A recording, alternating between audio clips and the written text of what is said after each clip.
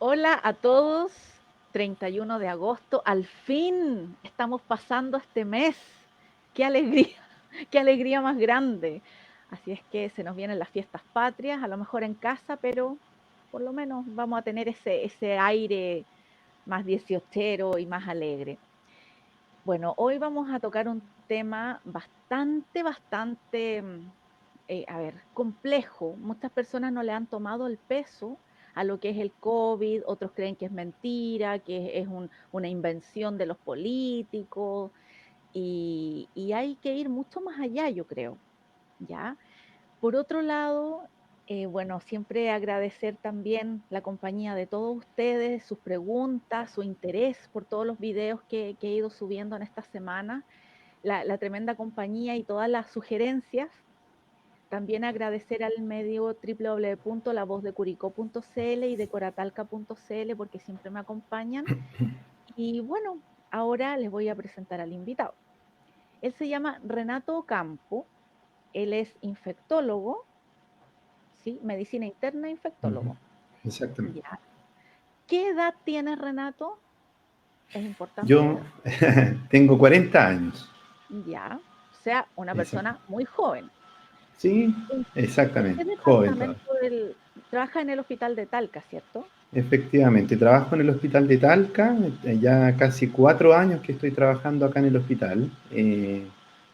Como tú decías, soy médico internista y tengo una subespecialidad en infectología, así que a eso es lo que me dedico, a atender pacientes desde el punto de vista infectológico.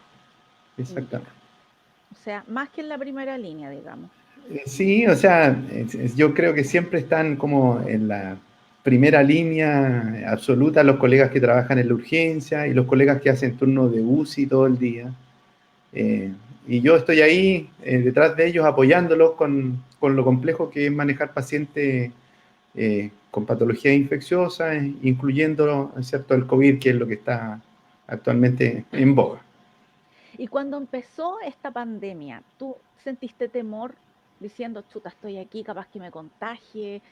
Porque al final tú arriesgas la vida por todos nosotros. O sea, tú estás poniendo ahí la, claro, entiendo que tú eres el representante de los colegas también y de los funcionarios de la salud, Ujú. pero me imagino que todos empezaron a sentir como temor de lo que se venía. Sí, la verdad es que yo en lo personal como que, así como sentir temor propiamente tal de enfermarme, la verdad es que no lo sentí mucho hasta cuando ya era demasiado tarde, ¿cierto? Y me había contagiado y tuve mi propia enfermedad. Pero que uno en el fondo ve todo el esfuerzo que hacen todos nuestros colegas, las enfermeras, paramédicos, etcétera, todos los funcionarios de la salud, y uno que en el fondo estudió para esto, ¿cierto? Como que piensa en cómo hacerlo mejor, en cómo ir cuidando a las personas que trabajan en esto, cuidarse uno, pero sabiendo o entendiendo que en la medida que uno haga las cosas bien, ¿cierto? La probabilidad de infectarse en general va a ser menor. Sí me hizo mucho ruido cuando hace mucho tiempo, cuando esto ya estaba recién partiendo, nosotros tenemos contacto con varios colegas infectólogos del país, entonces tenemos un chat y un colega ya que tiene casi la misma edad mía, pero tiene mucha experiencia, nos puso un mensaje que nos dejó ahí pensando y nos decía, bueno, esto, ¿cierto? Es difícil que ninguno de nosotros, ¿cierto?, se contagie y espero que lleguemos a fin de año todos los que estamos en este grupo, que ninguno se complique y se muera de esto. Y así que esa fue como nos quedamos pensando porque en estricto rigor tenía mucha razón, o sea, las Claro, posibilidades de enfermarse eran hartas, ¿es cierto? Y todos queríamos por lo menos seguir vivos. claro. ¿Y qué medidas utilizabas para cuidarte? ¿Cuál crees que fue la fuente de contagio? Bueno, nosotros siempre en el hospital estamos tratando de ir cumpliendo las medidas que nos da, ¿cierto?, el Ministerio de Salud con una sección especializada que tiene, que son una sección dedicada a la prevención de las infecciones asociadas a la atención de salud, es decir, evitar que los pacientes se infecten a partir de otro paciente y que también el personal de salud no se enferme con las infecciones que tienen los pacientes. Bueno, así que desde que esto partió comenzamos con las medidas más básicas, que en realidad siempre las hacemos, que es lavarnos mucho las manos, usar alcohol gel, ¿cierto? Pero además tuvimos que empezar a usar delantales, ¿cierto? De plástico, desechables, que nos cubrían casi todo el cuerpo, guantes, mascarillas inicialmente quirúrgicas, que son estas mascarillas que se utiliza el cirujano cuando opera habitualmente. Ya. Después se nos fueron incorporando otras protecciones obligatorias, como protegerse las conjuntivas con antiparras o con un escudo facial. Y, ¿cierto? Y hasta ahí vamos con lo que se recomendaba en general en todas partes. Así que con eso nos protegíamos, los que trabajábamos en cualquier sector del hospital, ¿cierto? Después cuando yo me enfermé y también se fueron enfermando otros funcionarios, en el hospital empezamos a incorporar también el uso de una mascarilla especial, que es la famosa N95. N95. Claro, que esa inicialmente tratamos de cuidarla muchísimo porque en realidad hay atenciones que son de más riesgo que otras. Entonces, para los que no hacíamos atenciones de mucho riesgo, en realidad podíamos utilizar la mascarilla quirúrgica. Pero desde ese momento en adelante empezamos a utilizar estas mascarillas porque también teníamos el stock suficiente, no teníamos el riesgo de quedar desabastecidos para cuando la necesitáramos para esos procedimientos más de riesgo. Y así que así hemos estado. Tuvimos que ir variando hartas cosas. Por ejemplo, yo antes iba a trabajar con mi ropa, ¿cierto? Como habitualmente lo hacemos los médicos que no hacemos turnos, nuestra ropa de calle, ¿cierto? Y uno se pone un delantal y se protege de esa forma. El delantal lo deja en el hospital. Pero después también un poco antes de enfermarme, empecé a utilizar también ropa de turno para ir todos los días y traerla directamente al lavado. Y en general, eso fue lo que fuimos haciendo. Y respecto a la otra pregunta de cómo creo que me infecté, la verdad es que yo creo que fue en el hospital. Ya uno siempre se puede infectar fuera del hospital, pero yo siempre me cuidé muchísimo. Mi entorno más cercano, nadie más se enfermó antes que yo, como para poder echarle la culpa de que me hubiesen contagiado. Claro. Y bueno, uno recuerda algunos episodios que pueden haber sido de más riesgo, y me acuerdo la atención de una paciente que llevaba poquitos días en el hospital, que estaba con una naricera especial y que tosía mucho, y yo sospecho mucho que ella fue la que me infectó, porque a veces, bueno, uno puede recibir lo que se llaman aerosoles cuando está, ¿cierto?, cerca de un enfermo. Así que probablemente fue esa señora la que me infectó. Pero tú estabas con mascarilla y Yo con todo. estaba con mascarilla, pero fue algo súper raro porque en general ¿cierto? Hay procedimientos que generan estos aerosoles, que es lo mismo que uno ve cuando, por ejemplo, cuando usa estos desodorantes ambientales, que es como unas partículas húmedas que quedan en suspensión. Entonces, cuando una persona respira por sus propios medios, en general no libera esos tipos de aerosoles.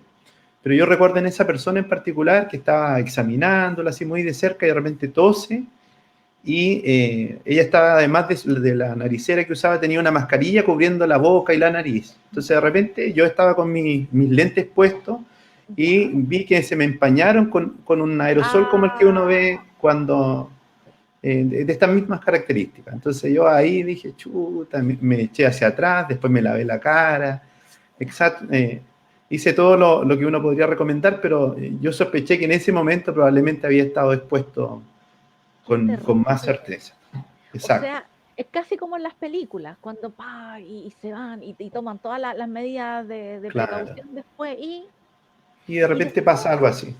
eso, ya, y después me imagino que quedaste medio preocupado haciéndote el leso, pero Claro, inocentemente pensando en el tema. ¿Y a sí, los bueno, en cuántos días? general no haciéndome el leso, porque nosotros sabemos que nos podemos exponer de más riesgo que otras. Entonces, cuando uno igual está utilizando estos elementos de protección personal, así le llamamos nosotros, Claro. en general considera que la exposición no es de tanto riesgo y por tanto puede seguir trabajando, no es necesario que se vaya a la casa. Y bueno, aparte de esto, nosotros las mascarillas que utilizamos también, además de protegernos a nosotros, son para no infectar a los demás pacientes o a los demás colegas. Y por tanto, entonces fui mucho más riguroso durante esos días de no utilizar o sea, de utilizar la mascarilla en forma continua, ¿cierto? Y que si pasaba algo, estar bien protegido yo y también los demás colegas y los demás pacientes. Y después, ¿de cuántos días o cuáles fueron los primeros síntomas donde empezaste a notar algo raro? Porque da de distintas formas. Entonces, Claro. Bueno, como unos 12 días después de esa exposición, yo estaba un día acá en la tarde y empecé a sentir como dolor de las piernas. Y yo ya conozco cuando a uno le da fiebre, pues uno empieza a sentirse un poco decaído, le duele el cuerpo. Y después al rato me tomó la temperatura y tenía fiebre. Me empezó a doler la cabeza también. Y ahí supe entonces o sea, que era muy probable que estuviera con COVID. Así que le avisé a mis colegas que al otro día no iba a ir a trabajar y también hice los contactos para irme a tomar el examen, ¿cierto? A primera hora a un policlínico especial que hay para los funcionarios del hospital, donde entonces a uno le realizan el examen en forma expedita. Así que fui, me hice el examen, también aproveché de tomarme un examen muy parecido a la PCR, pero que va orientado a otros virus respiratorios, porque también ahí pensaba, ya, si me sale negativo el COVID, eso no permite descartarlo 100% cuando uno tiene los síntomas compatibles, porque el examen, si bien es de los mejores que hay, no es tan bueno como otras PCR. Así que ahí aproveché de hacerme un examen para poder descartar que no tuviera influenza ni otros virus respiratorios. Y cuando vi que todo eso estaba negativo, dije, ya, pues, llegó mi hora. Así que en la tarde de ese día me enviaron desde el hospital los resultados dio y ahí positivo. entonces dio positivo, ¿Y exactamente. qué hubiese pasado si hubiese salido un falso negativo? Bueno, me lo hubiese tenido que repetir nomás el examen, y qué es lo que habitualmente hacemos con los enfermos. O sea, si tiene los síntomas y sale negativo, la indicación es repetirlo. Y un examen que no es agradable, ¿eh? Pero Eso mismo, duele, creo que claro, ponen un cotonito largo, que hay un gente que se... cotonito largo, claro, que llega hasta la parte posterior de la nariz, y una zona que es bien sensible, a uno le salen unas lagrimitas. Ah, no. Entonces, yo también era ya la segunda vez que me lo hacía, así que efectivamente. Y dura Así mucho que, rato. no, es muy corto, pero tiene que llegar hasta la parte posterior de la nariz, Ay, ya no. en la nasofaringe, tocar ahí la pared posterior y ahí entonces igual tratan, la persona que toma el examen tiene que mover el cotonito para que en Ah, el fondo tomar células de las que tenemos en esa zona. Y bueno, de esa forma entonces se toma una buena muestra y se puede asegurar que los resultados sean confiables. ya. Lamentablemente fueron confiables, fue positivo. Exactamente. Y ahí hasta el minuto no estaba así como tan complicado, digamos, fiebre. No, porque lo clásico de esto es que uno no se complica el tiro, ¿ya? Uno puede sentirse relativamente bien varios días y ya desde que los chinos empezaron a publicar cómo era la evolución de la enfermedad, se dieron cuenta que más o menos al día 7 en adelante, las personas que se agravan, ese es el momento en que se empiezan a complicar. Y lo malo entonces es que cuando se empiezan a complicar, el- la latencia o el tiempo que pasa hasta que se agravan de verdad y tienen que llegar a una UCI es alrededor de los 8 días. Entonces es poca la latencia que hay. Pero hasta ese entonces, como te contaba, me sentía bien. Lo que sí, el dolor de cabeza que de esta enfermedad es bien molesto. Entonces es un dolor que no es tan intenso, pero sí muy molestoso, no te deja tranquilo, la fiebre alta, se te quita el apetito. Entonces estuve como acostado, tratando de levantarme, de comer, pero en realidad lo único que quería era estar acostado, no tenía mucho apetito, y así estuve durante varios días. Eh, Ahí recibí el llamado de mis colegas del hospital, hay un policlínico a cargo de los colegas broncopulmonares y ellos entonces se encargan de ir llamando a los pacientes. Mm. Es cierto que son diagnosticados en el hospital, preguntarles cómo están, precisamente para identificar precozmente a aquellos que van a evolucionar con algún síntoma que haga pensar que hay un agravamiento. Así que ahí me iban llamando todos los días y en general yo me sentía bastante bien, hasta que después ya, más o menos como el séptimo día, Ya. ya me Cambio fui uno, sintiendo más complicado. eso. Bueno, ¿Qué? Eso. lo que empecé a sentir, bueno, una de las cosas era que la fiebre no se me quitaba. ¿Ya? Y eso también es una de las cosas que indica que la enfermedad no va bien. Ahora, ¿la Y fiebre de cuánto hacia arriba? Yo tuve fiebre no muy alta, 38, 38,5, no más que eso. Pero en el hospital tenemos enfermos que casi llegan a 40 y también es por el mismo virus. Una fiebre de las más prolongadas que nos ha tocado ver. Así que ahí fui teniendo fiebre y noté entonces que habían como algunos episodios súper cortitos en que yo sentía como cuando uno va en el verano y se mete un agua, en un río, por ejemplo, de agua muy helada, como que te Ya, caes y como que la respiración se te paraliza por unos segundos, que no puedes ni tomar ni botar aire. ¿Ya? Y esos episodios fueron muy cortitos los primeros días, cuando ya me empecé a complicar, el día sexto, como en la noche de repente yo estaba durmiendo y como que despertaba con una sensación así como esa, rara. ya. Pero después de un ratito ya podía seguir respirando tranquilo, caminaba y no había ningún problema. Pero como que mi respiración no era normal, no podía ni tomar el aire que normalmente uno toma, ni tampoco botarlo. ¿Ya? Y después eso fue haciéndose cada vez más intenso, entonces, no sé, al ducharse o caminar o movilizarse, ya como que uno empezaba a notar esa sensación, después ya era como si a uno le apretaran el cuello, esa era la Ah, sensación. no. Entonces era una sensación bien desagradable y por suerte de corta duración. Así que ahí ya uno también no le gusta sentirse tan enfermo, ojalá no querer hospitalizarse, pero ya ahí cuando uno se da cuenta que las cosas no van bien, entonces yo ahí llamé a uno de mis colegas, a Sergio Jaime, que era quien me Ya. estaba llamando Ah, por ya, pues, teléfono casi todos los días, broncopulmonar. Claro, entonces le conté, oye, ¿sabes qué? No me siento bien, creo que no va bien la cosa. Entonces él me dijo, ya, voy a hacer los contactos y voy a mandarte a buscar en una ambulancia para que te ah, hagamos examen, te hagamos un escáner y probablemente te vamos a hospitalizar. oh. Así que así Es que fue. pasar de médico a paciente no es gracioso. Claro, no es gracioso. Exactamente.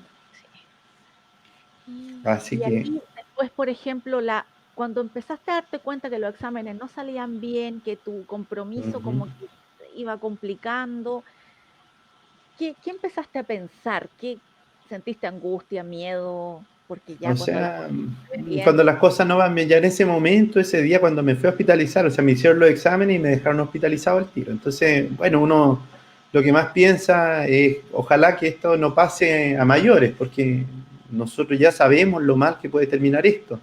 claro, Y tal vez una persona de mi edad no es tanto el riesgo que tenga de morirse, pero sí de pasarlo súper mal. Nosotros tenemos pacientes incluso más jóvenes que yo, que han estado un mes hospitalizados, 3 semanas conectados a un ventilador mecánico, con fiebre. Entonces es un calvario, por decirlo en términos bastante simples.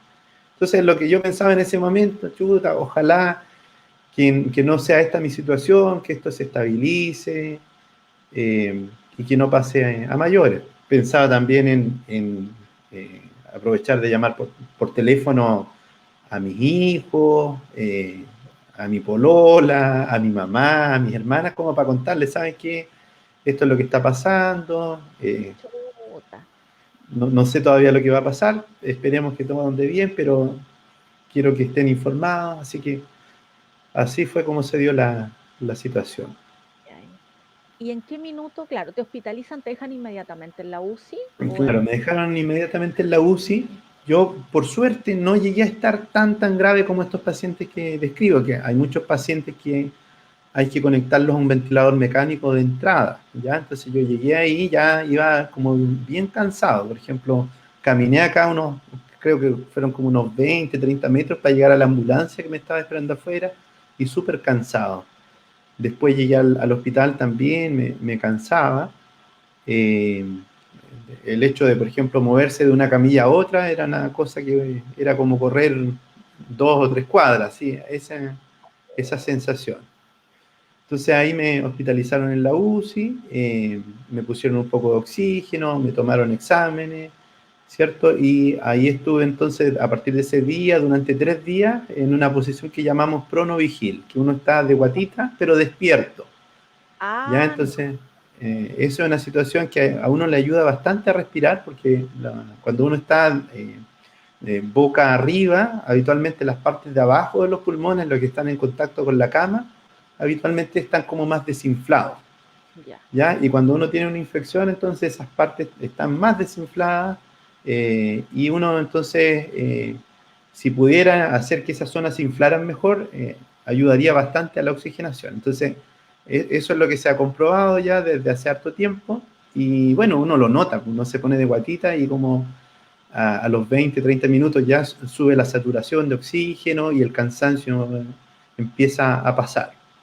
Pero acá Y fueron una 3 días posición de guatita. 3 días de guatita donde uno se puede dar vuelta, no sé, pues la noche ya cuando está mejor, pero la mayor parte del día ojalá uno tiene que estar así Y consciente.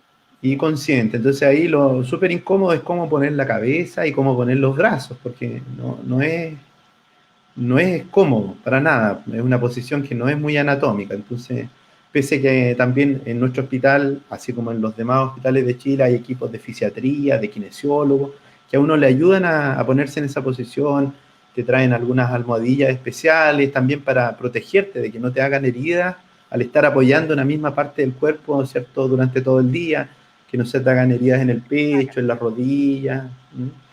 Entonces, te protegen, pero igual es súper incómodo. Así que ahí a lo que más aspiraba yo era a tratar de dormir durante la mayor parte del día. Chuta. Y sin Así que, visita, porque esta es una enfermedad súper claro, solitaria. es súper El que le coge solitaria. jodió, nadie lo puede ir a ver. Sí, exacto. Bueno, yo también eh, contaba con la ventaja de que mi círculo de trabajo estaba ahí, pues entonces Claro, muchos de mis colegas y de mis amigos de acá de Talca estaban ahí. Así que mucha gente me iba a visitar, ¿cierto? O de afuera me saludaba, me hacía gestos de apoyo, ¿cierto? Y varios colegas ahí fueron a darme ánimo varios días. Yo primero estaba como bien chuta, un poco, no sé si enojado, pero cansado, ¿no? Choreado de que me estuviera pasando esto. sí, Así que eso, y lo otro que también como estaba consciente, pude hablar por teléfono y por video con mis hijos todos los días, con, con mi polola, hablar con mi mamá, con mis hermanas y poder así también ¿cómo es que se llama? Contarles que estaba bien, e informándoles todos los días claro. cómo iban las cosas. Sí, porque a Así mí me que llegaron las cadenas de oración, que sí, las compartimos, todos rezando, amigos claro, míos, y decían, oye, está complicado, y es sí, jovencito, y pucha, el pobre, y no se sabe si, claro, porque aquí es el día a día, entonces puede que un día estuviera exacto. mejor y al otro día capaz que, y en algún minuto pensaste que te podías agravar o Sí, que o te sea, podías... lo pensé eso en un par de veces. Ujú. eh, Como te contaba, hacer movimientos que fueran mínimos, pero que implicaran algún esfuerzo, de repente eran muy desagradables y me daban mucho ahogo. Entonces creo que fue el segundo día, debe haber sido que me pidieron ahí, cuando a uno le van a hacer el aseo en la mañana, ¿cierto? Cuando está hospitalizado, me pidieron que me girara. Y me giré, o sea, tan solo ese esfuerzo de darse vuelta a un lado y después al otro, ese esfuerzo mínimo, me dio una dificultad respiratoria como la que te describía, era como si me estuvieran apretando el cuello, me empecé a sentir ahogado y por suerte entonces ya sabía qué hacer, me puse de guatita y después eso se fue calmando. Pero ahí pensé que esto eventualmente Agravarse, podía fuertemente. seguir agravando. Exactamente. Claro, y me Eh, imagino la angustia y claro, y tratar de hablar por videollamada, decir, sí, estoy bien, pero por dentro decir, chuta, puede que a lo mejor claro. no esté tan bien, pues, y puede que me agrave, entonces, Mm. Claro, por suerte estos episodios así como más críticos no eran constantes. Ya, o sea, y eso es lo que uno ve en alguien que está con una mediana gravedad, o sea que estando tranquilito está bien, pero un mínimo esfuerzo puede ser desencadenar dificultad respiratoria importante. ¿y qué le pasa a la gente que entra a la UCI más grave? ¿Qué cuadros presentan? O sea, si esto ya es terrible para mi gusto, Ujú. ¿cómo entrarán los demás? Cuando están Bueno, intubados, ¿están conscientes o no?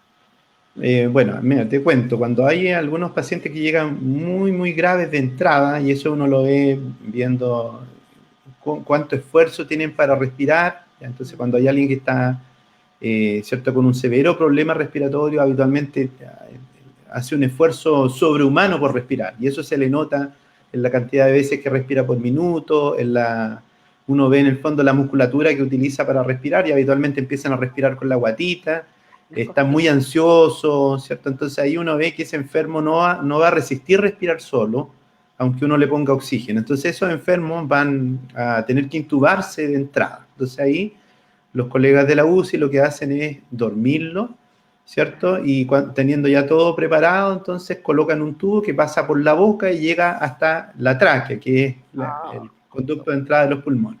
Entonces el enfermo habitualmente está en ese momento ya dormido, sedado, y bueno, ahí se le conecta una máquina entonces que respira por él, va inflándolo y desinflándolo, simulando un poco la respiración normal. Hay ciertos enfermos que pueden salir relativamente rápido de esa situación, pero hay otros que no. Y en esta enfermedad habitualmente no salen tan rápido. O sea, los que más rápido salen alrededor de una semana. Habitualmente estábamos acostumbrados a que un enfermo en esa situación por una neumonía de las comunes y corrientes que conocíamos antes, en un par de días, 2-3 días podría estar saliendo del ventilador. Pero acá es una situación un poco más larga. Entonces el enfermo está dormido durante todos esos días, y en la medida que se ve que el cuadro clínico ya se va estabilizando, sus parámetros de oxigenación van mejorando, entonces los colegas de la UCI lo empiezan a despertar y empiezan de a poquito a suspender esta sedación, y el enfermo empieza a reaccionar de a poco, no queda despierto de una vez, ¿cierto? Pero siempre procurando que esté confortable, ¿ya? Y después ya, en la medida que el enfermo está bien despierto y se cumplieron las metas como para poder retirarle el ventilador, le sacan este tubo y habitualmente entonces le ponen oxígeno de otra forma, o lo ayudan a respirar con unos ventiladores que se llaman no invasivos, que es una máscara que va a la cara y que les va ayudando a respirar. Entonces, ayudando con este esfuerzo. Y hay otros enfermos, como podría haber sido mi caso si esto hubiese seguido evolucionando mal, en los cuales entonces se va observando lo que pasa y se les va poniendo oxígeno y se va viendo esta posición prono-vigil y evaluando. Cuando uno está en la UCI, la evaluación es cada hora, te van viendo cómo vas, y en la medida que las cosas no van bien, puede ser que un enfermo que está así con prono-vigil y con oxígeno, ¿cierto?, pueda requerir ser intubado 2-3 horas después o al día siguiente. Ya depende en el curso que vaya tomando la enfermedad. Así que eso, cuando sabemos que, por ejemplo, el enfermo llegó al 4.º día mal, sabemos que las cosas pueden seguir agravándose más todavía. Entonces, así es como se van viendo. Sí, así que, fallecidos también. Claro, han habido fallecidos, y hay personas que con este tratamiento que te describo logran estabilizarse y seguir adelante, pero hay otros que no, que se quedan pegados ahí por varias semanas y ahí van presentando más complicaciones. Van produciéndose infecciones por otras bacterias, ¿cierto? El enfermo va perdiendo la cantidad muscular que habitualmente tiene, entonces va perdiendo la musculatura respiratoria y de las extremidades, y va quedando cada vez más débil, entonces también cada vez más lábil. Y cada vez como que se va metiendo en un pozo que mientras más tiempo pasa, más se va complicando y más cuesta sacarlo. Entonces, en eso es lo que yo te cuento, que esto es lo mal que uno lo puede pasar, pese a que no se muera, puede pasar lo pésimo, ¿cierto? Hay una persona joven, los más viejitos, por supuesto que tienen más riesgo de morirse, pero uno lo puede pasar súper, súper mal. Y de eso es lo que tenemos que cuidarnos todos. ¿Y qué pasa, por ejemplo, cuando ves que la gente anda en la calle, en ese mismo momento que estabas, pero súper mal en la UCI, y dando cuenta que la gente, no, esto es mentira, no usando mascarilla, paseando a los niños en la calle? ¿Cómo no te da como lata, como rabia de repente decir, pucha, me estoy sacando la mugre, mis colegas, veo todo el sacrificio que hacemos y ¿para qué? Para que haya gente que no tiene conciencia. Claro. O sea, nos da mucha rabia y sabemos que esto, en la medida que sigan habiendo contagios, esto se va a seguir extendiendo por meses y meses. O sea, esto tranquilamente podemos estar un par de años así, con brotes, cada vez más casos, hay cuarentena, la cantidad de casos baja, ya se libera la cuarentena, pero tenemos que ser conscientes que el esfuerzo que ponga cada uno de nosotros cuenta, ¿ya? Entonces, hay mucha gente que dice, no, a mí no me pasa nada, ven, mira, yo no uso mascarilla y no me infecto. Entonces, yo te describía la situación en la cual yo estando protegido con una mascarilla, que podría haber sido esta mascarilla más eficiente que la que usamos ahora, pero estaba protegido con una mascarilla, con antiparra, igual me infecté. Yo tengo la convicción que cuando uno se encuentra con este virus, con una persona que está en el periodo en la cual, ¿cierto?, es contagioso, ¿cierto?, tiene una buena probabilidad de enfermarse, ¿ya? Y esto se ha medido, entonces, sabemos que cada persona inicialmente contagiaba a 2 o 3, se pensaba, pero ahora se sabe que ese número es más, y Oh, el entorno cercano de un enfermo, más o menos 1 de cada 6 personas que sean contacto estrecho pueden resultar infectados. La pareja de un infectado se infecta en 1 de cada 3 casos.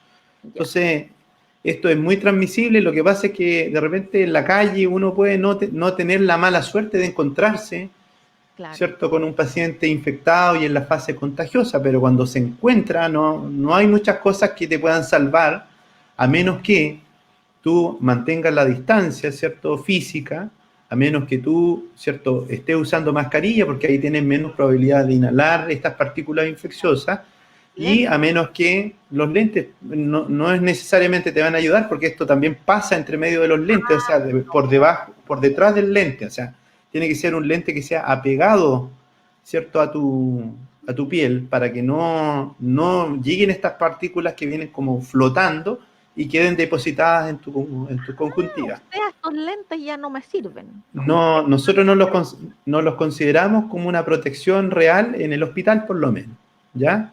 Algo pueden ayudar, que no te salte una gotita directo en el ojo cuando alguien, ¿cierto?, habla. Todos cuando hablamos emitimos unas Claro. gotitas que no las vemos, pero que saltan, ¿cierto?, desde algunos centímetros hasta 1 metro o quizá un poquito más incluso.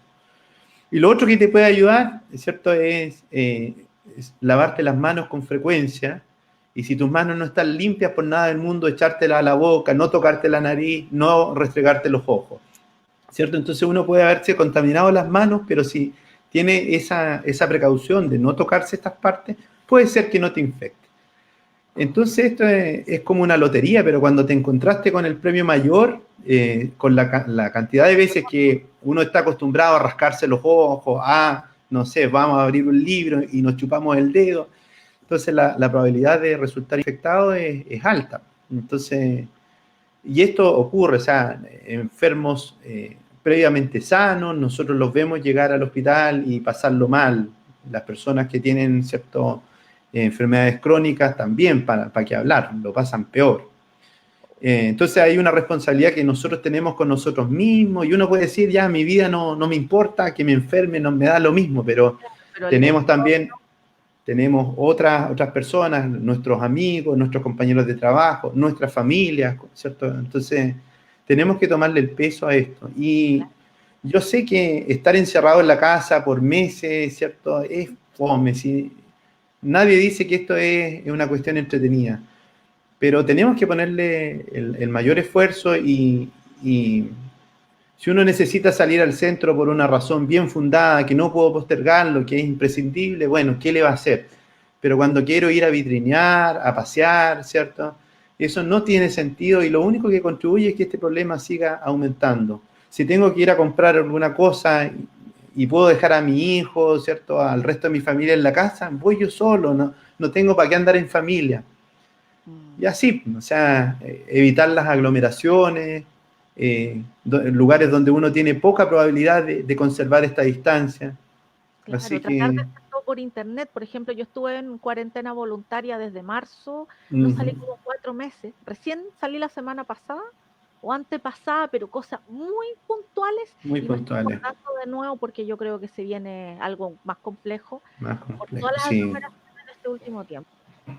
Y Y lo otro, perdón, que decíamos, o sea, ¿qué sentimos el personal de la salud? Bueno, nos da un poco de rabia ver esto, pero también lo que sentimos muchos es cansancio. O sea, yo claro, veo a mis colegas de acá, de otros hospitales, que han estado 5 meses poniéndole el hombro todo. y ya nos tiene un poco aburridos esto, porque sabemos que es como ir atajando una ola que a veces sube, a veces baja, pero que no para y no va a parar mientras no nos pongamos las pilas. Entonces, yo diría que más que rabia también vemos mucho cansancio, mucha frustración. Mm. Eh, y eso es muy desgastante. O sea, Claro, porque ¿qué pasa, por ejemplo, ya han estado batallando, ahora tal vez han tenido un pequeño descanso, pero ujú. esto claramente se va a grabar en un par de semanas más. Ya, y vuelta de nuevo van a tener que sacarse la mugre trabajando. ¿Y por qué? Porque la gente fue irresponsable. Claro, o sea, ¿Qué ganas de hacerlo firmar un papel donde digan que ya ando en la calle, pero renuncio a un ventilador mecánico? mm. O sea, yo creo que también uno, esto ya se ha conversado antes, tampoco es responsabilidad completamente de la gente cuando hay alguien que tiene que salir por una razón fundada, por ejemplo, trabajar Claro, y no tiene trabajar, un apoyo económico detrás, bueno, claro. ¿qué le va a hacer? Tiene que salir. Entonces, es una responsabilidad de todos, ¿cierto? De las autoridades del país, de poder suplir, ¿cierto? Los ingresos que la gente necesita Claro. y que de otra forma tendría que salir, y de la gente, ¿cierto?, de saber que todo este esfuerzo que estamos haciendo como país, ¿cierto?, se puede ir a la basura si yo no me cuido. Entonces, Claro. es un esfuerzo compartido. Es que ahora tenemos el tema del 10%. La gente se vio con platita en el bolsillo, Uh -huh. partió a los supermercados. Tengo una amiga que es subadministradora de un supermercado, me dice que no queda ni un electrodoméstico. Nada, era una repleto, como si el mundo se fuera a acabar. Y yo creo que un televisor, una parrilla eléctrica no es algo fundamental, que la persona se va a morir de hambre si no lo tiene. Sí, claro. Sí, yo No es comparto algo la misma fundamental. opinión. O sea, hay cosas que son prioritarias y otras que no. Y llega gente con guaguitas de días al supermercado, no es que traigo al hijo, pero ¿cómo estamos en pandemia? Les dice, Mm. ¿cómo trae la guagua? Entonces, hay cosas y aparte que el paciente que está en la UCI y se recupera, entre comillas, yo he escuchado que quedan con algunas secuelas, con algunas dificultades respiratorias, por algunos meses. No sé si fue tu caso, pero sí he sabido de otros que sí. Claro, bueno, los que mientras más graves estén, yo te contaba entonces que hay un desgaste de la musculatura, una debilidad que a veces incluso les impide caminar cuando salen y que van recuperando de a poquito, pero tarda meses en recuperarse. La capacidad respiratoria también, o sea, no es una cosa que uno recupere al alta, también son meses donde hay una disminución de la capacidad de respirar. Mm. Y así se están describiendo todos los días nuevas complicaciones como a largo plazo, una fatigabilidad crónica, que Mm. también se ven en otras infecciones virales que podría darse. Puta. Yo, en lo personal, ¿cierto? Sentí un poco de dificultad respiratoria todavía cuando volví a trabajar. Yo siempre acostumbrado a subir escaleras, 4, 8 pisos, y los primeros días al segundo piso estaba muy cansado, teniendo que parar. Ahora ya estoy mucho mejor. Menos mal. Eh, Qué bueno. He notado a veces que la memoria no está tan buena como antes. Oh, Eh, y eso también lo han descrito otros enfermos. sí. Así que, ¿Y el bueno, también olfato no lo perdiste? el olfato no lo perdí. Es como bien variado esto. Hay gente que Claro, le da solamente pérdida del olfato, pérdida de gusto, un poquito de fiebre. A mí, por ejemplo, no se me afectó el olfato. menos mal. Menos mal, exactamente. ¿Y qué tipo de cosas recomiendas comer o tomar suplementos para fortalecer el sistema inmune? Porque me hablaban de los probióticos, del zinc sobre 10 mg. Ujú. ¿Qué Bueno, la sería verdad bueno? es que yo creo que lo fundamental siempre es mantener una alimentación equilibrada, hartas frutas, hartas verduras.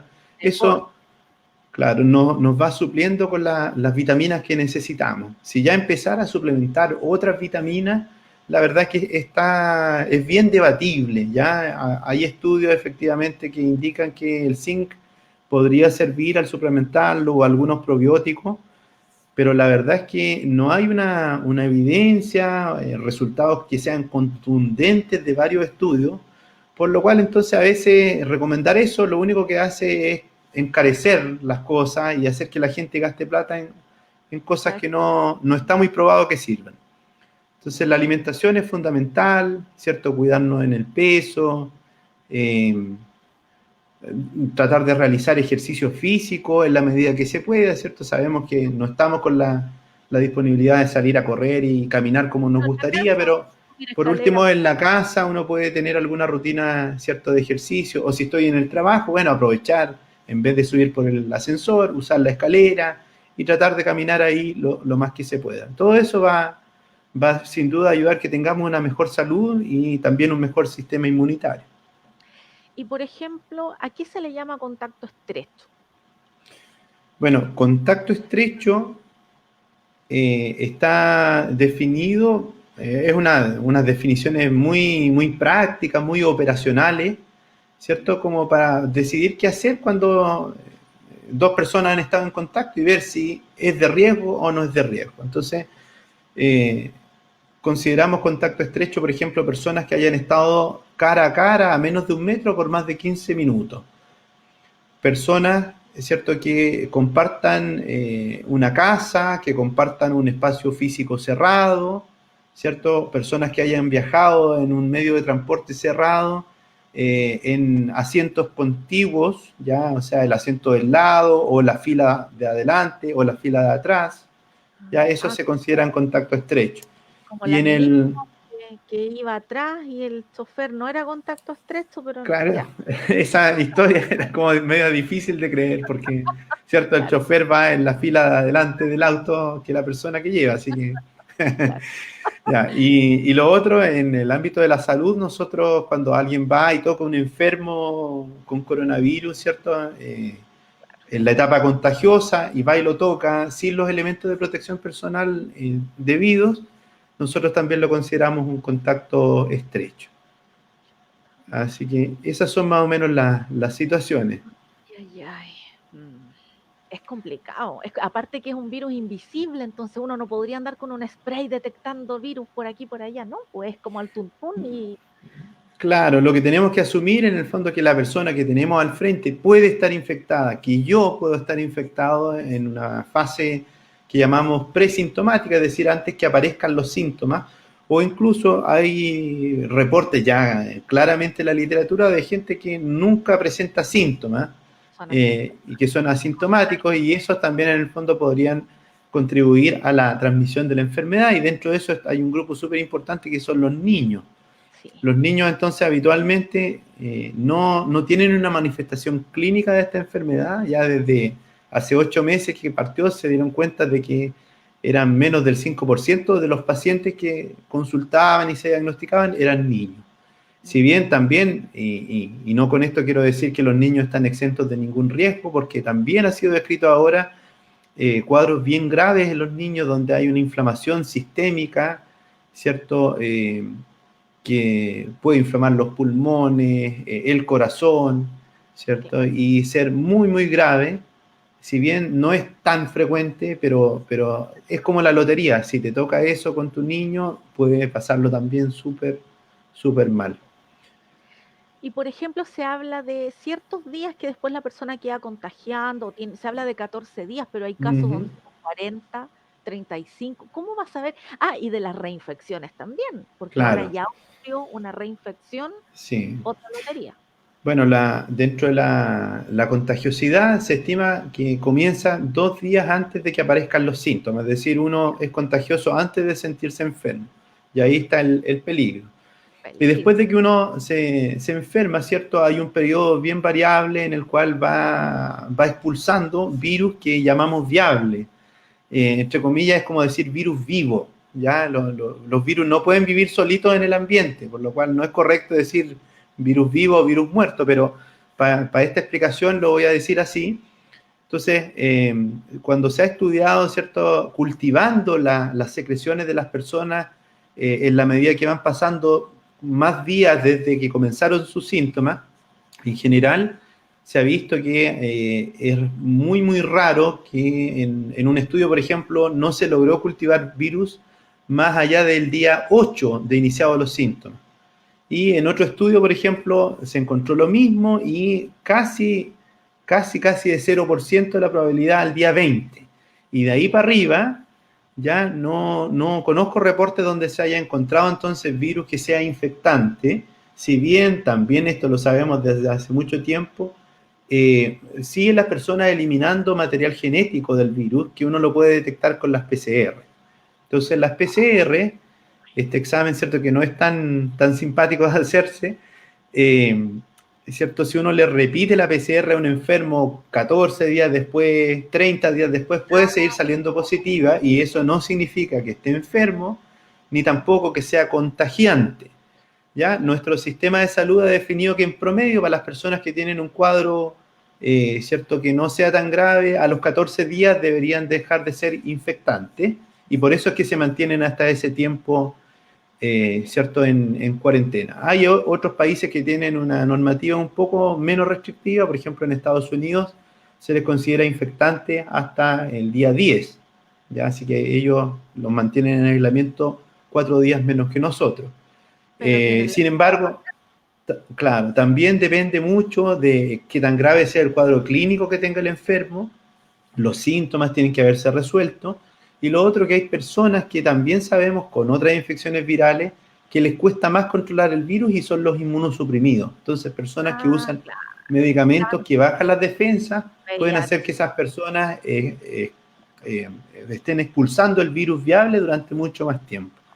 Y esto no solamente el VIH, pueden ser personas que usan medicamentos como corticoides, que se usan para diversas enfermedades, personas con cáncer, o sea, que no tengan un sistema inmune normal. Diabéticos, claro, los crónicos. Exactamente, los pacientes más crónicos. O sea, claro, entonces muchos Exacto. dicen, "No, yo soy joven, a mí no me va a pasar nada, son casi inmortales", pero no es así. ¿Y qué pasa si Sí, contagian a la mamá, al hermano, al tío, al hijo? exactamente. Y Entonces, respecto a las segundas infecciones, bueno, la verdad es que cuando partió esto, nosotros no sabíamos mucho, un virus nuevo, entonces todavía ni siquiera sabemos tanto cuánto dura la protección que puede dar la infección natural. Sabemos que hay personas que generan anticuerpos y otras que no. Mientras más severo sea el cuadro clínico, más probabilidades de generar anticuerpos.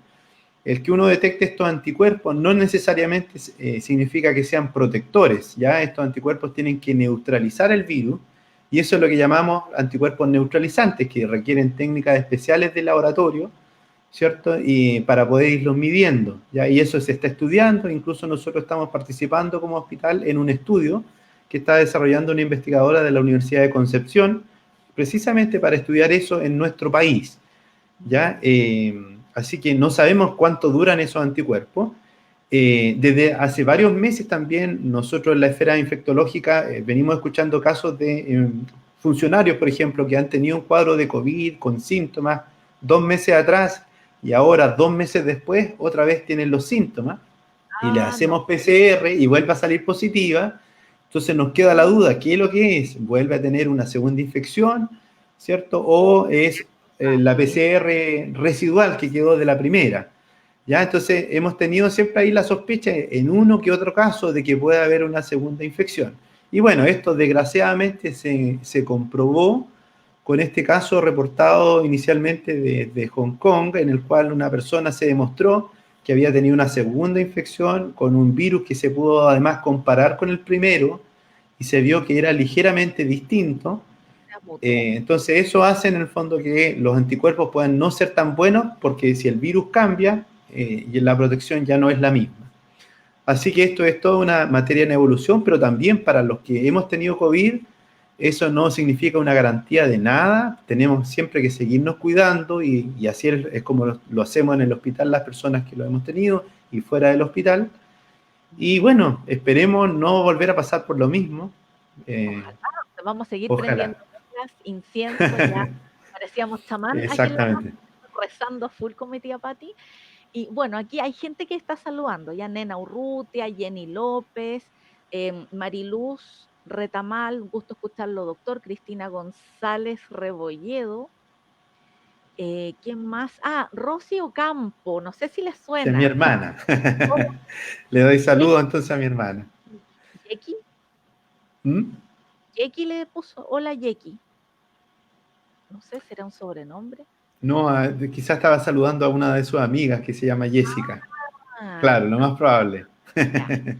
Dice, qué alegría, a ver, Victoria Yañez dice, qué alegría de verlo, doctor, valieron nuestras oraciones. Dice, Muchas gracias. se le debe a cada santo una vela. Nancy Insulza, qué bueno que el doctor esté bien, gracias a Dios. Anita Hermosilla manda aplausos. Mi mamá, me alegro mucho que también tenía rezando a mi mamá, por cierto. Ya. excelente entrevista. Jenny López dice, buenísima entrevista, solo hay que seguir cuidándose. Nena Urrutia dice, ojalá con la experiencia del doctor la gente tome conciencia, a cualquiera le puede pasar, lo importante es cuidarse. Claudita, dale muchos cariños al doc, mis mejores energías fueron para su recuperación. Roberto Sebastián Arellano, nuestro querido amigo, dice, doctor Ocampo me enseñó mucho en mi formación de médico general, solo palabras de gratitud. Así es que, Clau Caro, Saludos, Sebastián. sí, Clau Caro, saludos de Santiago, querido Doc. Y en Instagram habían saludos también de Chillán, otros amigos. Así que se fue sumando mucha gente Ujú. y me llamaban varias personas que de verdad, bueno, y muchos otros médicos que estaban muy preocupados cuando estaba enfermo. Yo creo que ni siquiera te enterabas de cuánto te querían.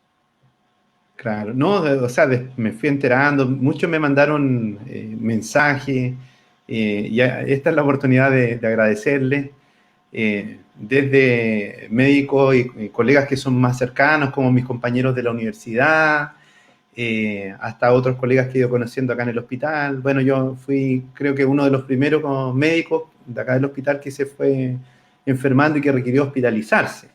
Entonces ahí estaban los colegas muy, muy preocupados. Algunos también cuando vieron esto que preguntaban, ¿cómo está? No, está en prono. Entonces el clásico prono era para un paciente intubado, así, extremadamente grave. Entonces algunos ya me estaban dando por muerto casi, entonces estaban muy, muy preocupados. Y no, muchas palabras de agradecimiento para todos ellos. Yo, la verdad, tengo que confesar, no soy muy creyente, la verdad, pero creo que todas las oraciones de todas las personas que me apoyaron o los mensajes de apoyo, sin duda sirvieron y ayudan a que uno vaya teniendo ahí fuerza de salir adelante y se lo agradezco de todo corazón. Los apoderados del colegio también, porque todos Exacto. me hablaban, si me decían, es que él es tan bueno, no, si él es un pan de Dios, no, si trata muy bien a la gente. Entonces yo decía, ¿quién será que es tan bueno? La gente estaba súper triste pidiendo. Entonces era como bien emotivo ver ese cariño y ahora te veo bien emocionado porque es bonito que uno lo quiera. Sí, por supuesto. O sea, uno, el trabajo que hace nunca lo, en mi caso por lo menos esperando nada de los demás, sino que lo hago porque así me criaron y para eso me estudié y me especialicé. Pero es completamente reconfortante, ¿cierto? Encontrarte con cariño por todos lados, en el hospital, no sé, gente que te saluda y que te dice, chuta, me alegro que hayas salido adelante, yo recé por ti, oh, pero Sí, muchas gracias. Así que eso vale más que cualquier otro pago, más que el dinero, sí, amor. definitivamente. Qué rico recibir amor. Exacto. No hay nada peor que estar Sí, enfermo solo, en cambio que estar enfermo y que todos lo quieran y que manden fuerzas y que recen y no, claro, es bonito. exactamente. Así es que muy Así que agradecida de me verdad. emocioné un poco. Yo también, así es que no, es que de verdad es Sí. bonito y haber salido del estado de gravedad, digamos, de la UCI, que es donde nadie quiere. Ah, Lorena Ocampo dice un abrazo grande, qué alegría verte bien y feliz, te queremos mucho. Esa es mi otra hermana. Le doy Ah, muchos saludos también. Hace cuántos meses ya, desde febrero que no nos abrazamos. No, ella, miento, ella vino para acá y eso tengo que agradecérselo a mis dos hermanas. Vinieron para acá y cuando yo salí del hospital, recién ya recuperado y no contagioso, vinieron acá y estuvieron conmigo. Eso fue una cosa también que fue como una inyección anímica. Yo salí del hospital, si bien no lo pasé tan mal como otros pacientes, salí súper flaco, débil. Las piernas que nunca las he tenido muy gordas estaban, pero parecían hilachas. oh, Entonces necesité bastante ayuda. Entonces mi polola y mis dos hermanas fueron pilares fundamentales para la recuperación y se los voy a agradecer siempre. ay, qué Y bueno. ahí como yo sabía que probablemente la posibilidad de infectar era cero, recién recuperado, pucha, que fue rico poder abrazar a mi hermana. A Ay, mis qué papás bueno. no lo he podido ver en muchos meses, Ay, pero eso fue como tener a parte de ellos aquí conmigo, mm, así que fue muy, muy reconfortante. qué lindo. Fabiola Sepúlveda dice, un gran profesional y una gran persona. Siempre es bueno escuchar al doctor Ocampo. Se va a La terminar Fabi. llorando. Sí. Sí, es que es muy bonito y yo estoy muy agradecida porque no sabía cómo llegar a ti. Yo dije, ¿cómo lo llamo? ¿Cómo le pregunto? Que no sea invasivo, porque también es Claro, algo personal por una historia, pero que nos puede servir a todos. Yo creo que nos sí, dejaste una enseñanza, oye, hay que cuidarse. sí. Y de verdad, muy agradecida. Gracias, Claudia, por la oportunidad de contar acá mi experiencia. Cierto que pese a lo malo que estar enfermo, yo, cierto, tuve una buena experiencia recibiendo cariño y también excelente atención de parte de mis colegas del hospital, de las enfermeras, de los paramédicos, auxiliares, todo, cierto, un 7.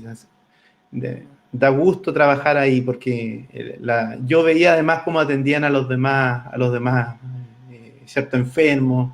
Uno ahí estando hospitalizado ve lo que pasa al lado y una atención dedicada, muy humana. Así que se lo agradezco también. Mm. A ver, dice Anita Hermosilla. Tus hermanas son muy buenas personas, igual que tú. Acá se les quiere mucho. Las amigas nos alegramos muchísimo por tu recuperación. Mm. Ah, si no, si va, esto va directo al grano. No, pero Claro, qué lindo, porque de verdad esta enfermedad es muy solitaria. Y yo creo que lo sí. peor de un paciente, bueno, no sé, no creo que sepas, pero yo acompaño enfermos terminales a partir, hace como 8 años. Mm. Entonces me toca ver mucha gente que se va a morir y que a veces nadie los va a ver, muchos abuelitos, mucha gente abandonada. Entonces, no hay nada peor que estar enfermo y solo. Y acá es una Mm. enfermedad que obliga a estar solo porque puedes Sí, contagiar y matar a un contagiar. familiar. Sí, Entonces, yo acá también, bueno, los días que uno pasa solo en el hospital, ahí estuve más acompañado porque acá en la casa obviamente uno tiene que estar solito y ahí también agradecer a un par de amigos, a la Fabi Sepúlveda, ¿cierto? Al Pancho Muñoz, a la doctora Carolina Chacón también, que me pasaron a dejar cositas para comer. ay, qué lindo. eh, la Fabi ahí me trajo unas lentejas que preparó ella, así que esa me las comí con mucho gusto. Los chocolatitos de la doctora Chacón no lo olvidaré. Y mi amigo Ah, Francisco Muñoz también ahí me trajo otras cosas. Esos gestos de cariño, pucha, pese a que no nos podíamos tocar, ellos me dejaban una bolsita o algo en la entrada del departamento, me hacían señas desde lejos. Pero mm, pucha que es rico saber que dentro de lo solo que uno tiene que estar, está acompañado. Así que también agradecerles. ay, qué lindo. No, sí, me voy a poner a llorar. Así es que muchas gracias de verdad y espero que sigas bien. Espero que Eso, no se repita esto y que claro, después... espero no estar aquí en 6 meses dando mi segunda experiencia. No, no, no, espero que la próxima sea sobre infectología. Ya, Claro, sobre eso. eso. Así que No, muchas gracias, Claudia, por la invitación, y bueno, que sigas adelante entonces con esta experiencia y sí, muchas gracias. gracias. Un besito, te pasaste. Vale, que estés Ya, bien entonces. Hasta chao, luego. Chao. gracias, chao. Chao.